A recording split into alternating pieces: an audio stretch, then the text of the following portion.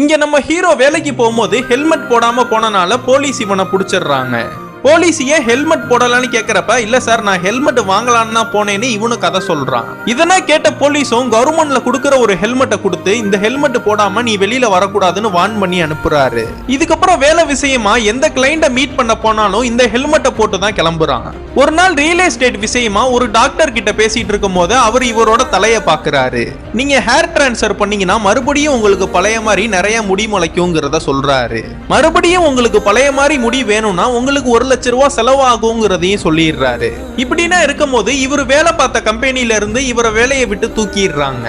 இவனை வேலையை விட்டு தூக்கிட்டாங்கன்னு அந்த சோகத்திலே இவன் வீட்டுக்கு வரும்போது இந்த பையனை பார்க்கணும்னு பொண்ணு வீட்டுக்காரவனா வீட்டுக்கு வந்திருக்காங்க. இவனை பார்த்த இவங்க அம்மா இவனை கூட்டிட்டு போய் மாப்பிள்ளை பாக்குறதுக்காக பொண்ணு வீட்டுல இருந்து வந்திருக்காங்க.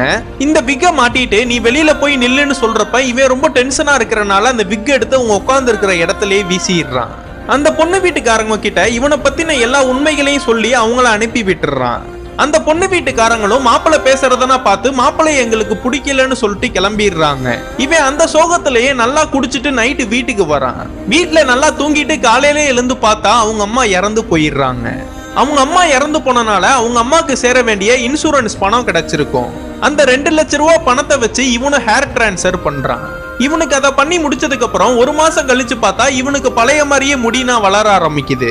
ஆனா ஒவ்வொரு டைமும் இவன் கண்ணாடியை பாக்குறப்ப இவங்க அம்மா நினப்பு தான் வருது. அம்மாவால கிடைச்ச பணத்தை வச்சு நம்ம ஹேர் டிரான்ஸ்ஃபர் பண்ணிட்டோமேனு மறுபடியும் டாக்டரை மீட் பண்ணலான்னு போறான். அந்த டாக்டர்கிட்ட போனதும் முடியை எடுத்துருங்கன்னு சொல்றான். அவரு முடியாதுன்னு சொல்லிடுறாரு.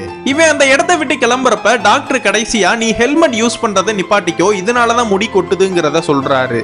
இதெல்லாம் தெரிஞ்சுக்கிட்ட நம்ம ஹீரோவும் ஒரு வக்கீல்கிட்ட போய் ஹெல்மெட் போடுறதுனாலதான் எனக்கு முடி கொட்டுது, இந்த முடி கொட்டுனால என்னை எந்த பொண்ணுமே கல்யாணம் பண்ண மாட்டாங்க.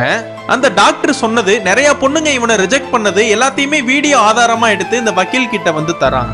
இதுக்குன்னா நான் என்ன பண்றதுன்னு இந்த வக்கீலும் கேட்கும் போது எனக்கு கல்யாணம் ஆகாம பொண்ணே கிடைக்காம இருக்குன்னா அதுக்கு இந்த அரசாங்கம் தான் காரணம். அதனால அந்த அரசாங்கமே எனக்கு ஒரு நல்ல பொண்ணா பார்த்து கல்யாணம் பண்ணி வைக்கணும்னு இந்த அரசாங்கத்து மேல ஒரு கேஸ போட்டு போறான்.